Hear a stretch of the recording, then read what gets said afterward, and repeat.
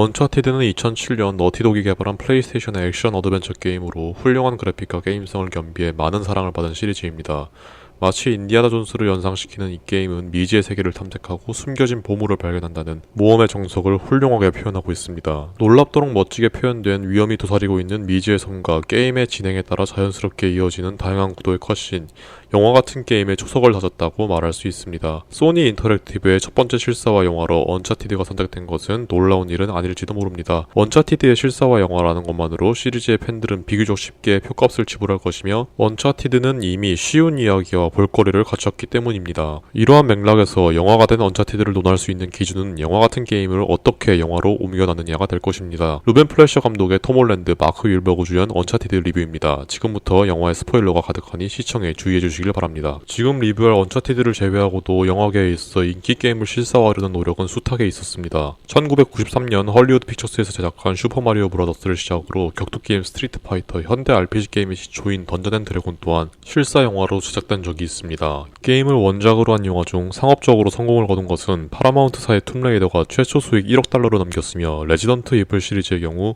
독특한 세계관과 밀라 요보비치가 연기한 강인한 여전사 앨리스가 인기를 얻으며 시리즈가 연달아 제작되기도 했습니다. 게임 실사와 영화를 제작하는 것은 앞서 말했다시피 일찌감치 기존 팬들의 관심을 고조시킨다는 점에서 흥행의 이점을 가지고 있습니다. 심지어는 좋지 못한 작품이란 평가를 받았더라도 팬심에서 울며 겨자 먹기로 보는 경우를 어렵지 않게 찾아볼 수 있습니다. 대표적으로 워크래프트 전쟁의 서막을 예로 들 수 있죠. 역대 게임 흥행순위 1위, 세계 최초로 4억 달러 이상의 수익을 올린 게임 원작 영화지만 평가는 처참한 수준이었습니다. 방대한 워크래프트 세계관에 대한 불친절한 설명, 엉성한 플롯과 개연성, 캐릭터들에 대한 겉핥기식 이해, 짧은 러닝타임에 비해 너무 많은 팬서비스 장면을 넣으려 한 과욕 등이 겹쳐 총체적 난국이었죠. 또한 방대한 워크래프트의 서사 중 영화하기 어려운 부분을 선택한 것도 문제였다고 말할 수 있습니다. 이처럼 시리즈물을 영화화하기 위해서는 어떤 부분을 선택해 한정된 시간 안에 재구성하냐도 제작에 있어 중요한 부분이라고 말할 수 있습니다. 램페이지나 주먹왕 랄프 같은 게임 원작 영화가 비교적 자유롭고 풍부한 이야기를 할 수 있었던 이유는 게임에 이렇다 할 스토리가 존재하기 않았기 때문이기도 합니다.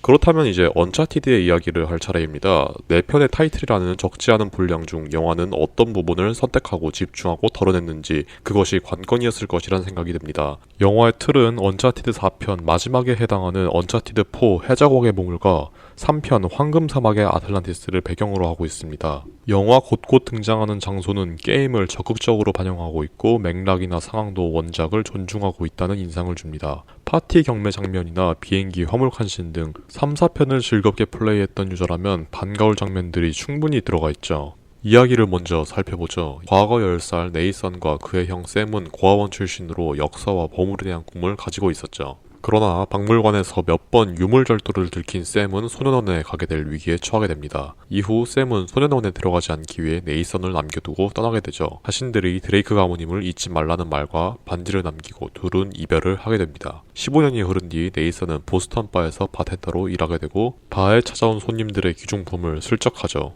이후 네이선은 큰 건을 함께하자는 빅터 설리번을 만나게 됩니다. 처음 네이선은 자신을 아는 척하는 설리번을 무시했지만 어느새 훔친 팔찌가 사라지고 명함이 남아있는 것을 보고 그를 찾아가게 되죠. 설리번의 방에 침입한 네이선은 샘과 함께 훔치려 했던 마질란의 지도를 그의 방에서 발견하게 됩니다. 설리번은 샘의 동료로 마질란의 선원이 남긴 보물을 찾고 있었고 네이선이 샘의 동생임을 알고 일부러 접근한 것이 밝혀지죠. 영화는 게임의 스토리를 정석적으로 밟지는 않지만 마젤란의 선원 18명이 남긴 황금이나 설리번과의 만남 등 원작의 사건을 존중하며 이를 재구성하고 있습니다. 영화의 하이라이트라고 부를 수 있는 비행기 화물 칸신은 게임 컷신의 박진감과 스릴을 옮기는데 성공했다고 말할 만합니다. 어디서 본 듯하고 비현실적인 부분이 있지만 생각 없이 감상한다면 눈을 즐겁게 해주기에는 충분합니다. 시각적인 부분 외 스토리는 모험물의 전형을 띠고 있기 때문 언급할 만한 부분이 적은 것은 아쉽습니다. 애초 언차티드가 특유의 압도적인 연출과 그래픽으로 호평을 받은 작품이지 단조로운 전투와 반복적인 퍼즐을 지적받았고 플롯 또한 헐리우드 어드벤처 영화를 그대로 카피했기 때문 특별한 부분을 찾을 수 없는 것은 어쩌면 당연한 일일 것입니다. 전반적으로 언차티드의 세계를 게임에서 영화로 꽤 잘 옮겼다는 인상을 줍니다.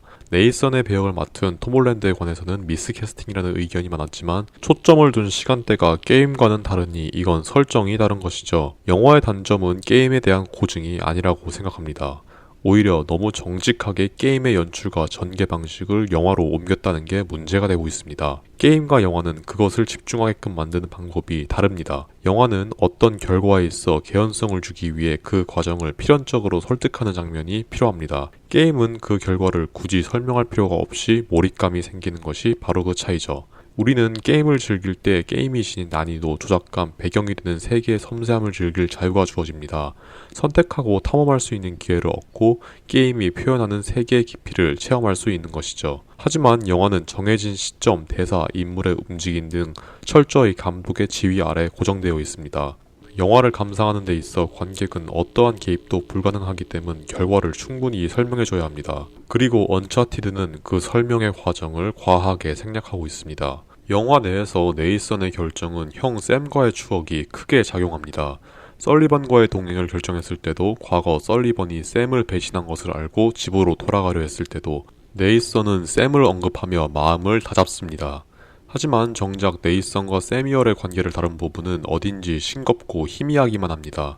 이는 영화 내 네이선의 매력을 반감시키는 큰 이유입니다. 게임에서 적극적이고 능동적으로 사건을 해결하고 보물을 찾으려는 네이선에 비해 우유부단하고 어딘지 미숙해 보이는 인상을 주죠. 심지어 게임에서조차 처음 샘이 등장한 뒤 네이선의 망설임과 선택에 당위성을 부여하기 위해 샘의 분량을 확보했지만 영화는 그러한 부분이 없으니 관객은 네이선의 선택을 더욱 이해하기가 힘듭니다. 더욱이 영화는 보물을 찾는 과정과 수수께끼 대신 액션에 더 많은 비중을 두고 있습니다. 어드벤처물로서 언차티드가 높은 평가를 받은 이유는 단조롭기는 하지만 스토리 진행에 있어 플레이어의 센스와 기질을 요하는 퀴즈를 배치했기 때문이기도 합니다.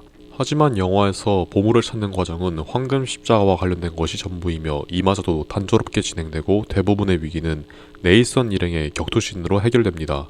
지하클럽에서 산티아고 몬카다의 부하들과 맞닥뜨렸을 때도, 클로에에게 십자가를 도둑맞았을 때도, 마지막 선박에서의 전투에서도 순간 기지를 발휘한다기보다는 액션신으로 직관적인 해결을 택하고 있습니다.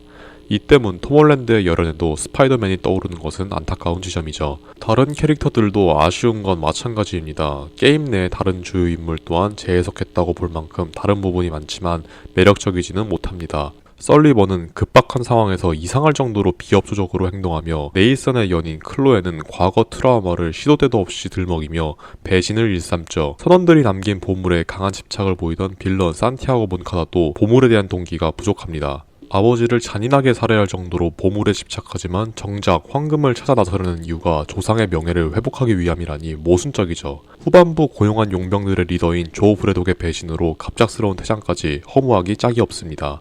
산티아고 몬카다가 이렇게 분량 문제와 개연성 문제를 겪다 보니 조 브레독의 배신도 충격적이라기보다는 뜬금없다고 느껴집니다. 결국 마지막은 후반부 거대 자본을 투자한 액션씬입니다. 네이선이 유명한 영국의 해적이자 군인 프랜시스 드레이크의 자손님을 염두에 두어 선박을 이용한 전투가 펼쳐지지만 이도 하늘을 난다 뿐이지 캐리비안의 해적에서 발전한 부분을 찾기가 힘듭니다. 마무리는 설리번이 과거와는 달리 황금 대신 네이선을 구해주고 둘의 관계가 회복되는 것으로 쉽게 갈등이 해소됩니다. 네이선 몰래 보물을 독차지하려 했던 클로에는 뒤늦게 보트를 타고 나타나 네이선 일행과 같이 사라지며 결말이 납니다. 자신을 배신하고 형을 죽인 몬카다와 손을 잡고 마지막까지 배신을 일삼는 클로에와 넉살 좋게 사라지는 네이선을 보며 저 정도면 사람 좋은 것을 넘어 설득력이 전혀 없는 것이 아닌가 하는 의문을 지울 수 없었습니다. 이럴 거면 차라리 클로에에게 첫눈에 반해버려 보물 따위 상관없다는 식의 장면을 집어넣는 것이 자연스러울 것이란 생각이 들더군요. 킬링타임으로는 나쁘지 않았지만 모험물의 장점을 찾기 힘든 언차티드는 아쉬움이 많이 남는 작품이었습니다.